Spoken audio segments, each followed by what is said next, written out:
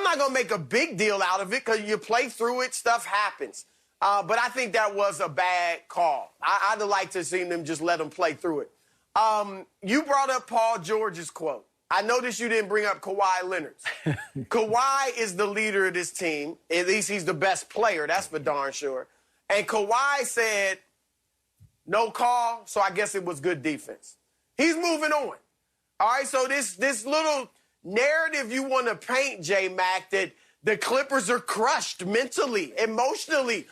Paul George and Kawhi Leonard can't stop thinking about this play and the way the officials have it in for them and all of that. No, stop it. All right, the question was, can they contend? Contend. Not can they or will they win the championship. Can they contend? Are they mentally tough enough to do that? Absolutely. All right, Kawhi Leonard has made the necessary attitude adjustment. He needed it. All right, I thought last year he and the rest of them thought they could step on the court and win because of their talent. Now Kawhi is playing back-to-backs more often.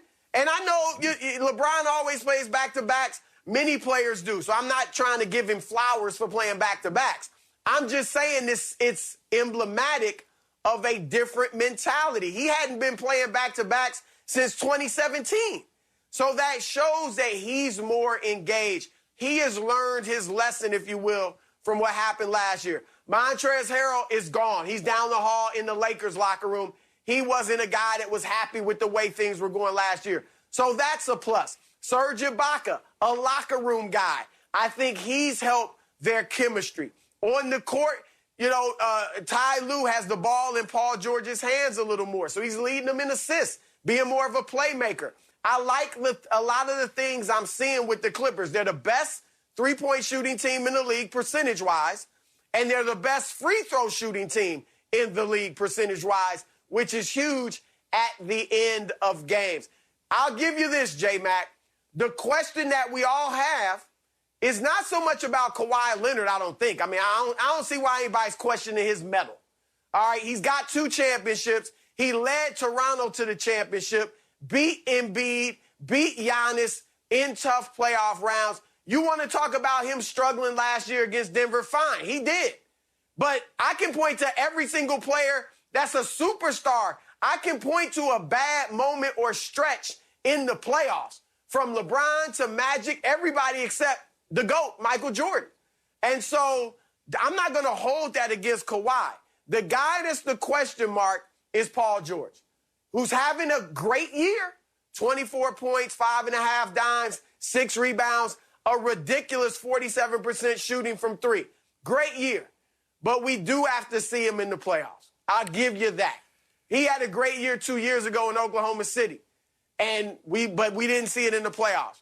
So I'll give you that playoff P or way off P, whatever you want to call him. That's a little bit of a question mark. But remember, he's the second best player, not the first. The second best player. The first player, Kawhi, I got confidence in. So, again, I'm picking the Lakers in the West.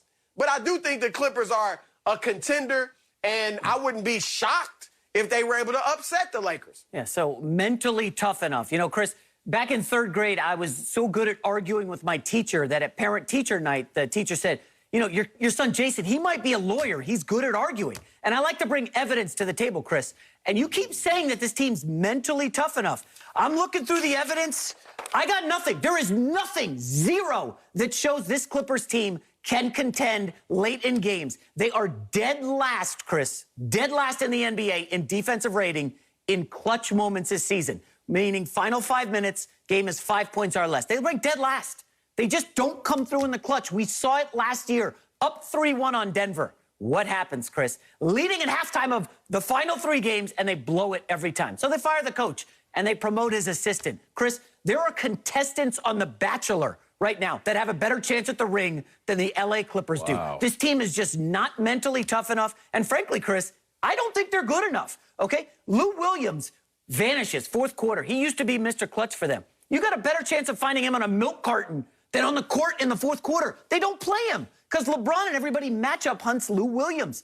Where's Luke Kennard, the guy they spent $64 million on, okay? $64 million on Luke Kennard. He don't play in crunch time. They're trotting out Nick Batum, Serge Ibaka. Like, Chris, you're way off on the Clippers here. This team is criminally overrated. LeVar Arrington, I'm sorry to go on the Clippers 2 days in a row, but I'm telling you, man, this team is just so fraudulent right now. They've built up wins against bad teams. I know they beat the Jazz last week. That was a good win. They needed that one. But overall, this team just ain't there. There are a lot of conversations that surround this Clippers team, some good, some bad. When I look at them, do they have the talent to be able to get far, to be able to win it all? Yes, they do have the talent to be able to do it. Mental toughness, I'm on the fence about it. I really am. I don't want to commit to saying that they have the mental fortitude to be able to go deep into the playoffs and grind it out. It looked as though last year, for some strange reason, whether it was in the bubble, the way the season was interrupted, I'll give them a pass on that. But they disappeared. I didn't see what you would think would be the leadership from Kawhi, the leadership from Paul George, the killer mentality we saw Kawhi have in Toronto when they won the championship. I don't know why that is. It makes me think to myself, where is the leadership as players? A lot of times you look at the teams that have winning seasons. Look, we talk about Tom Brady. He's an ultimate leader first. And you need that as a coach, right? Like, you get rid of Doc Rivers, it's not all on Doc Rivers. You got to have that cohesive unit, and it has to be created by the players.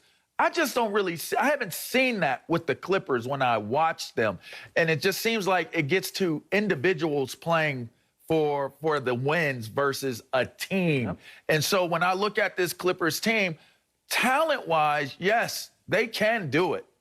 Mental toughness, that's a whole nother game. And really, that's where you get ahead. When you think about the LeBrons and you think about the Kobes and you think about the MJs, that mental toughness that you saw from them, along with that leadership, is the difference maker. You cannot win in this league without those two factors being present, because there are too many other teams that have those factors present. So to me, I think the verdict is still out on that one. The jury's going to come in, and it's going to be purely based upon the closing arguments of what Paul George and Kawhi Leonard bring to the table, leadership-wise and mental toughness-wise.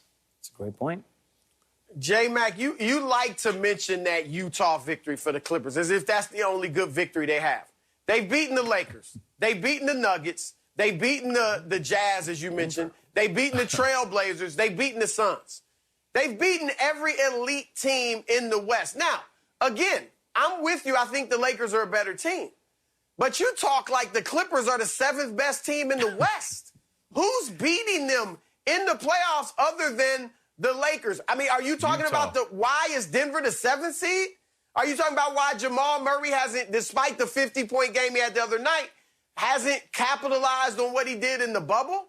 They're struggling in Denver. Now, Utah looks good. They dismissed them that team went out in the first round last year. They dismissed and we got to see what they do in the playoffs. So I'm just saying you're way too hard on the Clippers, and you're missing the boat on them.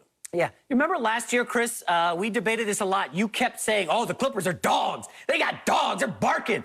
I mean, Patrick Beverley, his bark is far worse than his bite, okay? Whoa. That guy is all talk. All he wants to do is get technicals. He can't really play. Remember in the bubble, he was chirping at Damian Lillard, okay? They were laughing at Damian Lillard. Oh, we got you with our backups.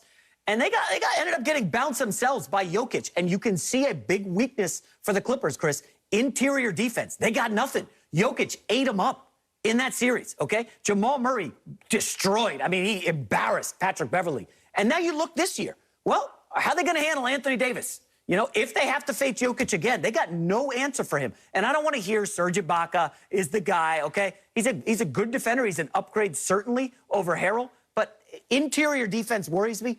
And again, you know, Paul George, like,